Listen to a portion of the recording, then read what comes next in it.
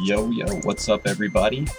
Welcome to another episode of Ramblings of a Shadow Priest with your boy Koilie.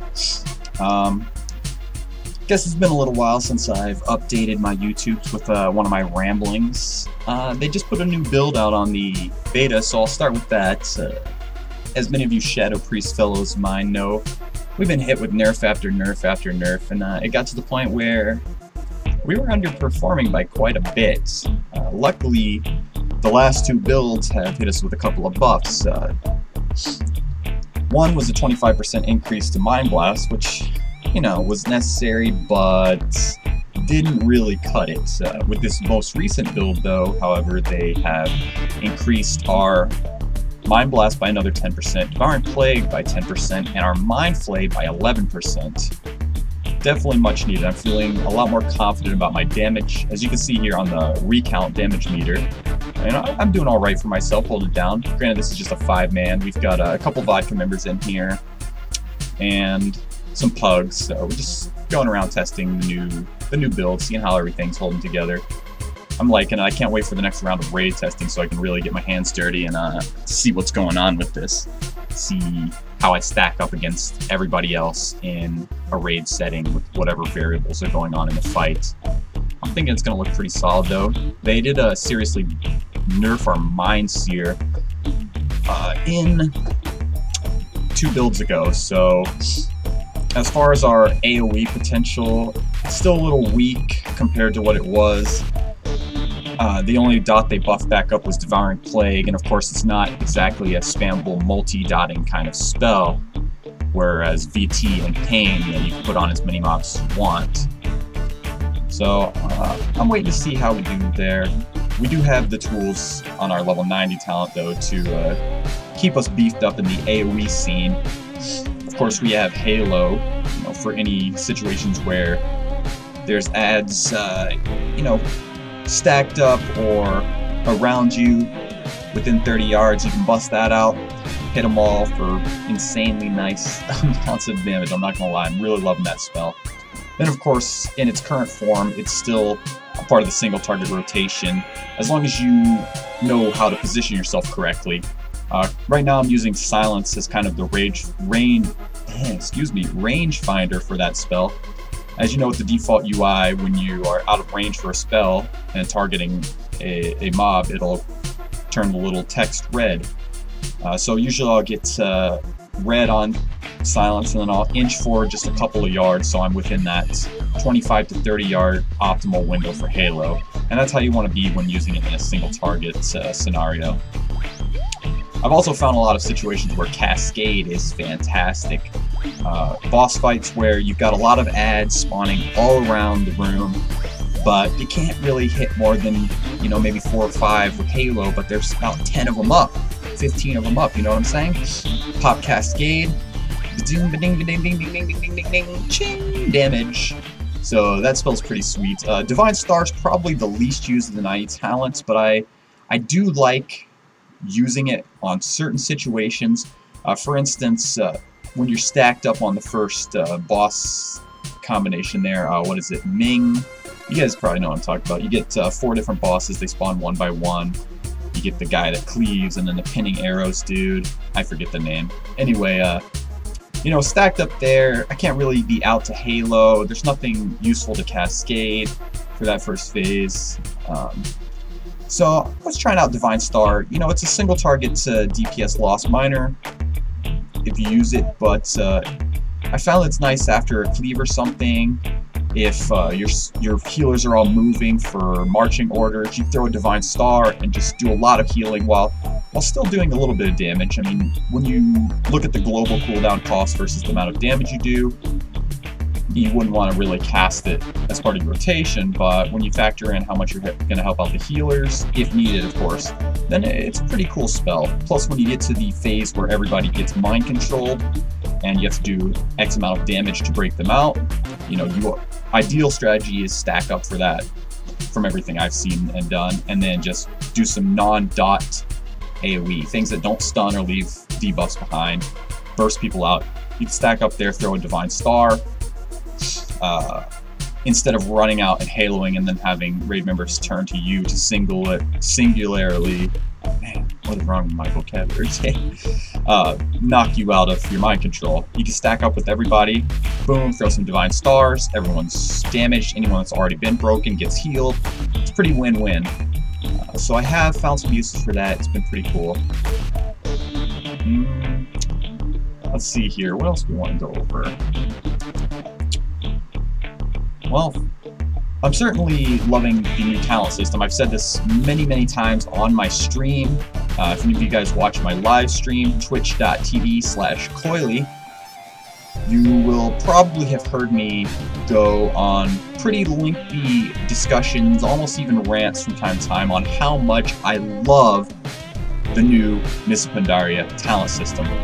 They've totally scrapped the old talent system, you know, the 31-point talent tree, branch off into your other specializations, etc., etc. Many of you guys have probably noticed that you never change these talents, unless you're going to switch from like a PvE to a PvP talent here or there.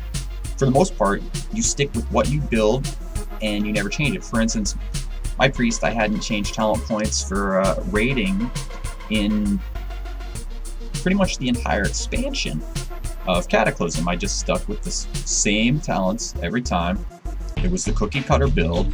You have this seemingly dynamic talent system where you put so many points in, but you're not actually customizing in any way. There's no diversity. Enter the new talent system, the Miss Pandaria. You pick your spec, you get all the baseline stuff you're going to need. It's all there in your spellbook. You get these 6 tiers of talents. 3 talents on each tier. You can choose one of the 3 per tier. And what happens is you end up actually changing talents and glyphs quite often. They have some tiers are utility, CC for instance, some are healing related talents, some are movement speed enhancing talents of some kind, or movement impairing removal like Phantasm. And then you've got a couple tiers that are actual damage increasing. So you get to pick one of the 3, like I said. The thing is, you don't always go, there's no cookie cutter, you take this on every fight, in every instance, in every situation, and you're going to max your DPS out. It's a 10.437% increase over this. No, none of that. There's, alright, you're going to take this potentially here, and this is how you can use it, but on the next fight, that's not going to be optimal, so you might want to take this. Say you got a fight with lots of low health adds, they're coming in constantly throughout the whole fight, always adds up, you're killing them. Yeah, I'm looking at Twist of Fate being a pretty appealing talent here. You can see upwards of 75-85% uptime on a 15% damage increasing buff. I'm liking that. But you take a fight where it's just a single target, one boss, one single, no multi-target, no ads. Twist of Fate may not be so appealing. It's only going to be up during the last 20% of the fight, for the most part. I mean, if you stop to heal somebody who's about to die, you can proc it, but, you know, for most situations as Shadow Priest, are you really popping out so you can go flash heal some dude? Let your healers do their goddamn jobs. Just saying. But then it's not so appealing. The only time that would be appealing on a pure single target would be perhaps a Ragnaros Phase 3 style situation where you need to get through this execute phase in X amount of time, and boom, then maybe. So I'm really liking that. I'm liking how you have these talents such as FDCL from Darkness Comes Light, where your Vampiric Touch has a 50% chance to give you an instant cast, no mana cost, Mind Spike that doesn't strip your dots. Stack up to 2 times, so you can keep 2 of these in the bank. And obviously everybody knows you want to be casting constantly as DPS, and you want to be using instant casts to fill your global cooldown requirements while moving. These proc talents come in quite handy there. Say you've got a situation coming up where you know you've got to move at least 3 globals. you can bank up 2 Mind Spikes, and if you take the Divine Insight talent in the Psychic Last tier, you can have a Divine Insight proc banked. So you've got this movement coming, you've got 3 globals ready to go. Boom, instant cast Mind Blast, instant spike, instant spike. Then of course you still have movement options for when you don't have procs or you're not using the proc talents. So far what we've found is that spamming Shadow Warp Pain is pretty much the best way to go. You've got a move, you've got nothing else instant to cast, no procs, just pain, pain, pain, just like on live how you would spam Devouring Plague to fill your movement global requirements. Same thing here with Pain. So definitely a lot of new stuff going on, but the rotation overall, while it's more diverse and more fun, it still has that same Shadow Priest feel. You know, you still got your Mind Flay, the staple of the Shadow Priest, this laser beam flying at the bad guy's face. Everybody loves it. It looks cool. It's fun. You still got your Shadow Warp Pain VT. You want to keep these up without letting them fall off. Maximum uptime. You know, clip the last tick, refresh, boom. Only difference now is your Devouring Plague no longer functions as a full uptime dot.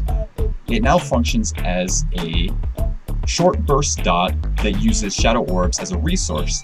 Shadow Orbs are no longer part of your mastery, whereas they buff your Mind Blast damage and increase your periodic once used, as it is on live. Now you can still have 1, 2, 3 orbs max, but they're a resource. You can look at Paladin's Holy Power, for instance, pretty much the same concept. You use your orbs on Devouring Plague, or if you're in a PvP situation or just some kind of clutch situation where you need a quick CC, you can toss out Psychic Horror. It's the only other spell that uses your Shadow Orbs, so it's pretty cool, pretty diverse, constantly, like I said, changing glyphs, talents. None of the glyphs are really DPS increases, they're all utility, and I just love it.